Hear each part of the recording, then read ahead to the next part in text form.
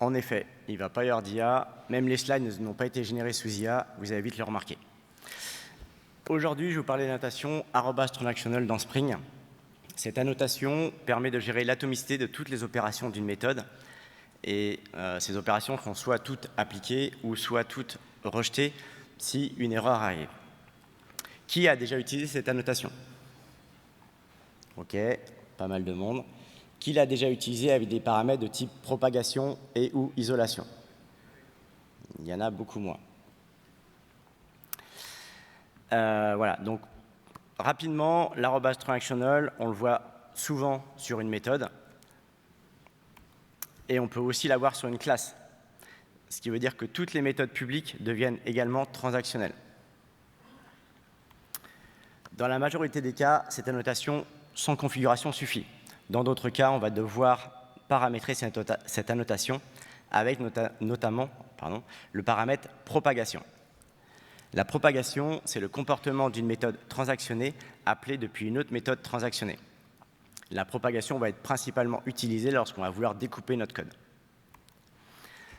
Un petit cas concret, je veux faire un virement, donc j'ai une méthode mère, faire virement bancaire, avec la notation @transactional et la propagation required. Cette méthode appelle un bin pour faire mon crédit, donc crédit service, qui utilise la méthode crédit et virement. Cette méthode, je vais également avoir une annotation @transactional et une propagation required. Dans certains cas, ces deux méthodes ne vont pas avoir d'annotation, ce qui veut dire que le code sera exécuté sans transaction.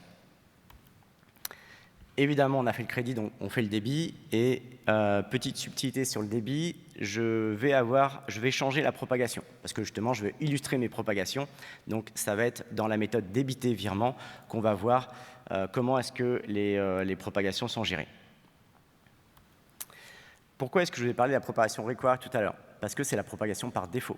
Si vous mettez juste @transactional, vous utilisez la propagation required. La propagation required permet de créer une transaction si elle n'existe pas, sinon elle la réutilise. Donc, petit exemple, j'ai donc ma méthode faire virement bancaire qui crée ma transaction, ma méthode créditer virement qui va réutiliser, et ma méthode débiter virement qui va également réutiliser ma transaction.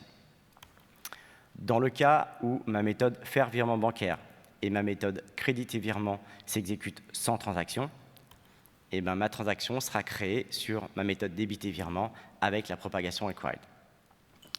On va utiliser cette propagation pour gérer les cas classiques nécessitant une transaction simple. Deuxième propagation, la propagation request new. La propagation request new permet de créer une nouvelle transaction et met en attente la transaction existante. Donc, on retrouve toujours notre petit exemple avec je crée ma transaction dans la méthode faire virement bancaire. Je la réutilise dans crédit virement. Et lorsque j'arrive dans ma méthode débiter virement avec la propagation request new, la transaction existante est suspendue, donc est mise en attente, et une nouvelle transaction est créée. Donc cette transaction va gérer toutes les opérations de la méthode débiter virement. Une fois que cette méthode est terminée, je vais retourner dans ma méthode faire virement bancaire et la transaction principale va pouvoir reprendre. On va utiliser cette propagation pour isoler un code critique et éviter un rollback global. Vraiment, le code de débiter virement, on veut absolument qu'il soit fait. S'il y a un rollback sur le reste, c'est pas trop grave. Enfin, c'est moins grave, on va dire. Autre propagation, la propagation nested. C'est la création d'une sous-transaction imbriquée dans la transaction en cours. Donc, je crée toujours ma transaction dans ma méthode faire virement bancaire. Je la réutilise dans créditer virement. Et dans ma méthode débiter virement avec la propagation nested, je vais avoir un point de restauration. Ça veut dire que tout ce qui a été fait dans faire virement bancaire et créditer virement, si la méthode débiter virement est en erreur, il n'y aura pas de rollback sur ce qui a été fait avant et ce qui sera fait après. Le code de débiter virement va être fait dans sa propre transaction. Une fois que c'est terminé, je vais pouvoir reprendre ma transaction active et finir mes opérations.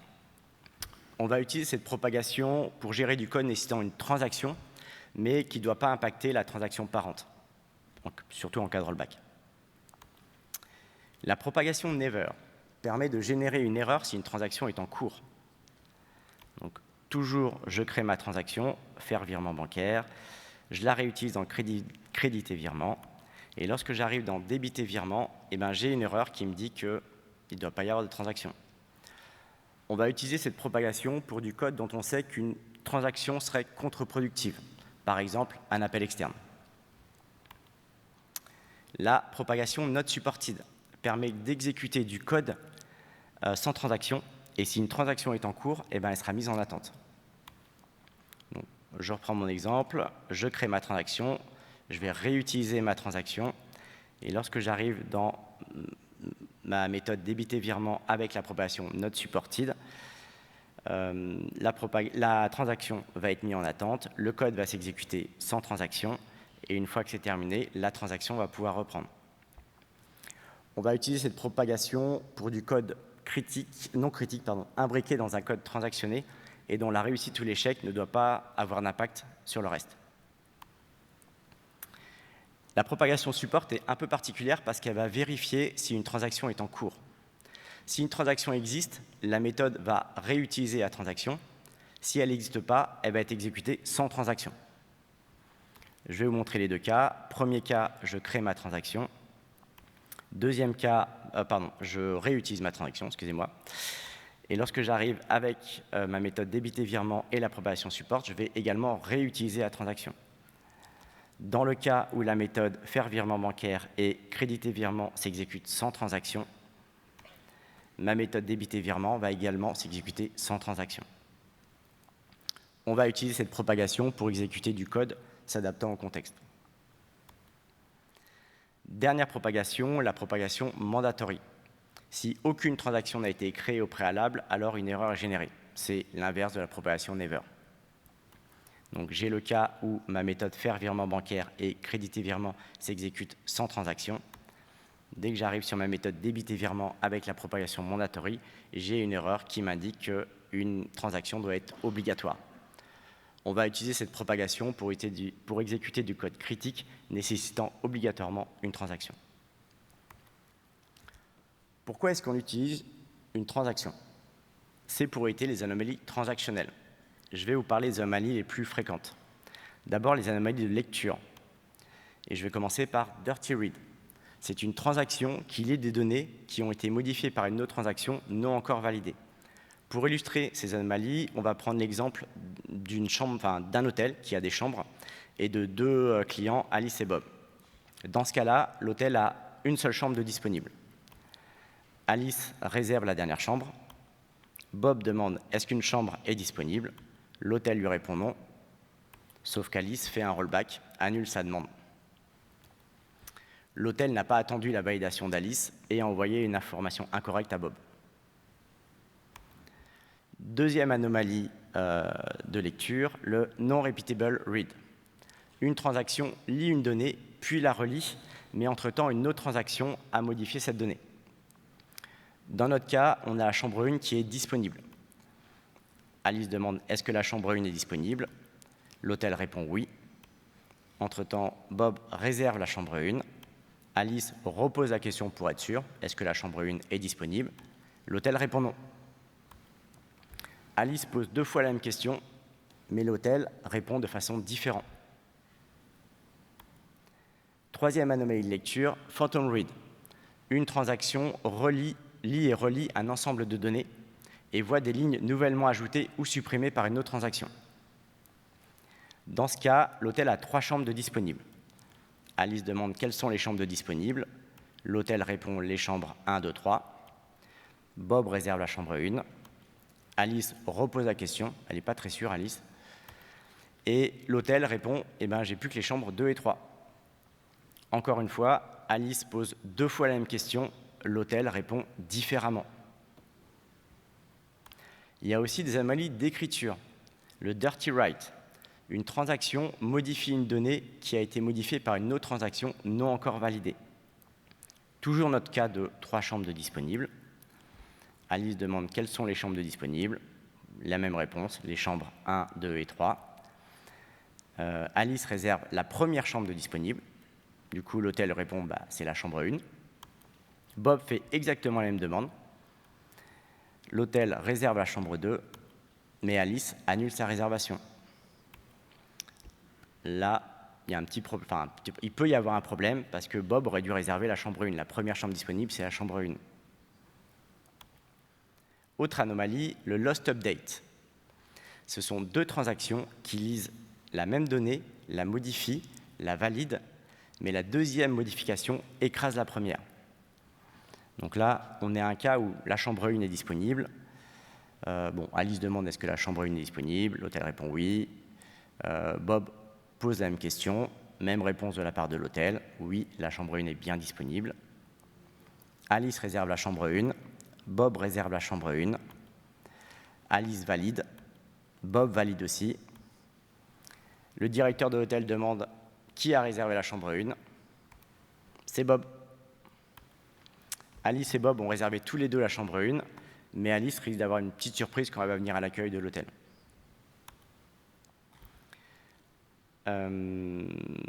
Dernier cas, le RASCU, ce sont deux transactions qui lisent les mêmes données, puis les modifient de façon incohérente sans se bloquer mutuellement. Dans ce cas, l'hôtel a deux chambres de disponibles, mais un seul petit déjeuner. Alice va poser la question, combien est-ce qu'il y a de chambres de disponibles? L'hôtel va répondre 2. Combien est-ce qu'il y a de petits déjeuners disponibles? L'hôtel va répondre 1, jusqu'ici tout va bien. Bob va poser exactement les mêmes questions, le nombre de chambres disponibles, les mêmes réponses de la part de l'hôtel. Combien de petits déjeuners? Toujours un petit déjeuner. Alice va réserver une chambre et un petit déjeuner.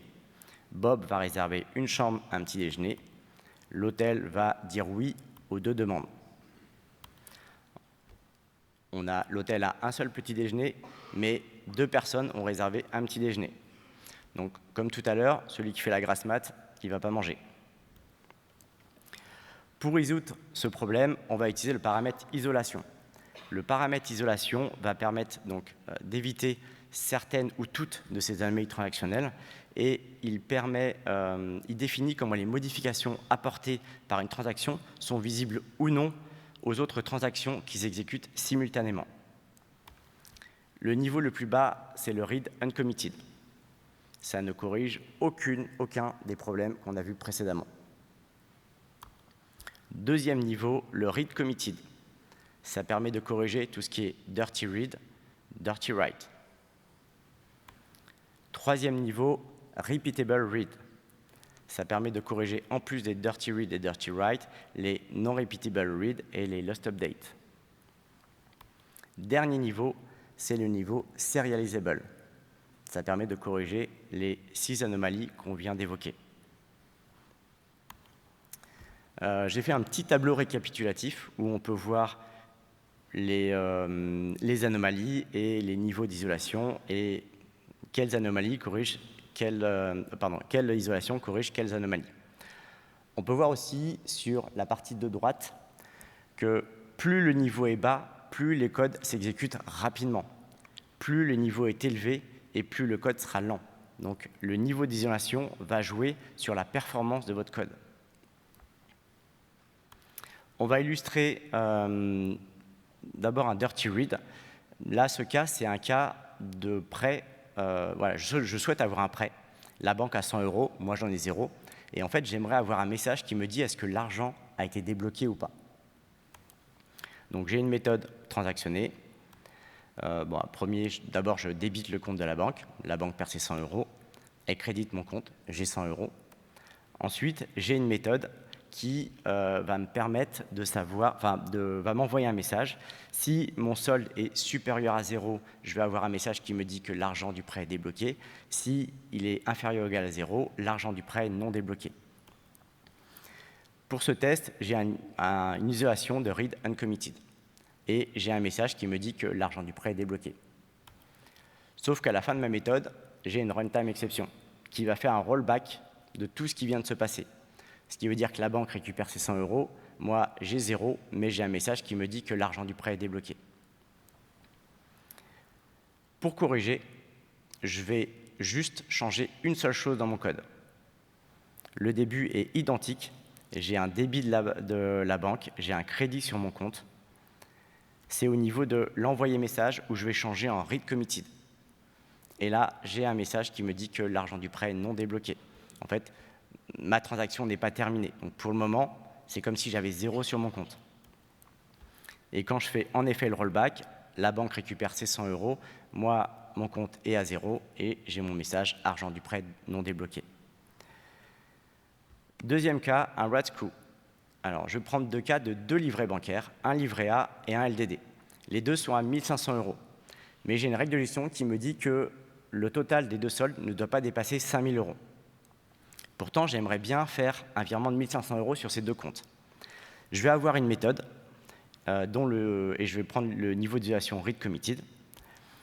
Le début de la méthode, c'est que je vais récupérer le solde des deux comptes. Je vais faire une addition avec le montant que je souhaite virer.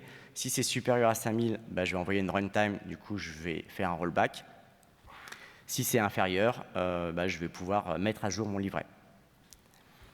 Première opération, je vais mettre 1 500 € sur le livret A, pas de souci, ça passe, aucun problème. J'ai un deuxième virement simultané sur mon LDD et ça passe aussi. Sauf que là, j'ai 3 000 plus 3 000, ma règle de gestion n'est pas respectée. Je vais faire exactement ce que j'ai fait au cas d'avant, je vais juste changer une seule chose. Je vais changer le niveau d'isolation. Je vais le passer en serializable. Je vais avoir mon premier virement qui va bien se passer, puisque je respecte ma règle de gestion. Par contre, le deuxième, lui, va échouer. Juste en changeant le niveau d'isolation, je me préconise de certains problèmes. À votre avis, quelle est l'isolation par défaut?